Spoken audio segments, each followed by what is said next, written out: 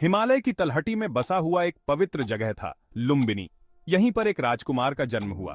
उसका नाम था सिद्धार्थ गौतम और उसकी डेस्टिनी उसके रॉयल लिनिएज से कहीं ज्यादा बड़ी थी। उसके पिता राजा शुद्धोधन शाक्य वंश के राजा थे। उसकी मां रानी माया अपनी ग्रेस और कंपैशन के लिए प्रसिद्ध थीं। उनके जन्म के साथ हुए शुभ संकेतों के बारे में कई कहानियां प्रसिद्ध हैं।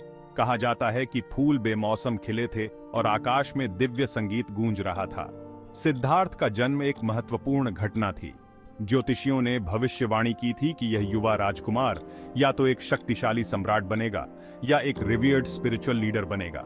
राजा शुद्धोधन, जो अपने सिंहासन का एक शक्तिशाली उत्तराधिकारी चाहते थे, ने अपने बेटे को सांसारिक प्रभुत्व के जीवन की ओर मोड़ने का संकल्प लिया। उन्होंने सिद्धार्थ को महल की दीवारों के बाहर के कठोर जीवन से बचाए रखा।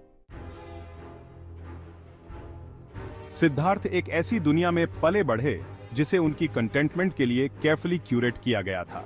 उन्होंने अपनी मार्शल और एकेडमिक स्टडीज में उत्कृष्ट प्रदर्शन किया। उन्होंने तीरंदाजी, तलवारबाजी और राजकाज की कला में महारत हासिल की। उनका दिमाग तेज और जिज्ञासु था, जो ज्ञान को स्पंज की तरह अब्सॉर्ब करता था। फिर भी उनके चार्म्ड एग्जिस्टेंस की सतह के नीचे डिस्कंटेंट का एक बीज अंकुरित होने लगा। महल अपनी सारी ग्रैंडर के साथ एक गिल्डेड केज जैसा लगता था। ऊंची दीवारें उनकी आत्मा को कंस्ट्रिक्ट करती हुई प्रतीत होती थीं। सेंसरी प्लेजर्स का एंडलेस साइकिल उस प्यास को बुझाने में विफल रहा जिसका नाम वो खुद नहीं जानते थे।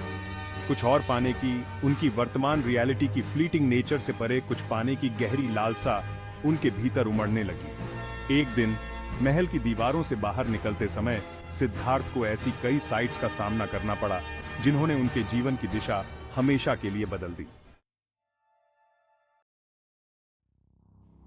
Section 4. Renunciation. Leaving the palace walls. This chapter marks a significant turning point in Siddhartha's life, a moment that would forever change the course of his destiny. चारों दृश्यों ने सिद्धार्थ की आत्मा पर एक अमिट छाप छोड़ी। इन दृश्यों ने उसे गहराई से प्रभावित किया, उसके मन में एक गहरी बेचैनी और असंतोष पैदा किया। वह केयरफ्री राजकुमार नहीं रहा था जो प्लेजर भरे जीवन से संतुष्ट था। अब वह एक ट्रबल्ड आत्मा था जो जीवन के डीपर अर्थ की तलाश में था।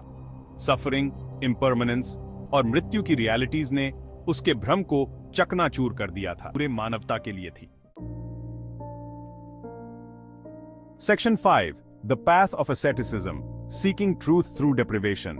ज्ञान की तलाश में सिद्धार्थ भारत के जंगलों में पहुंच गए, जहां उन्होंने प्रसिद्ध आध्यात्मिक गुरुओं से ने उन्हें सिखाया कि संतुलन ही सच्ची मुक्ति का मार्ग है, और उन्होंने इस नए दृष्टिकोण के साथ अपनी यात्रा जारी रखी।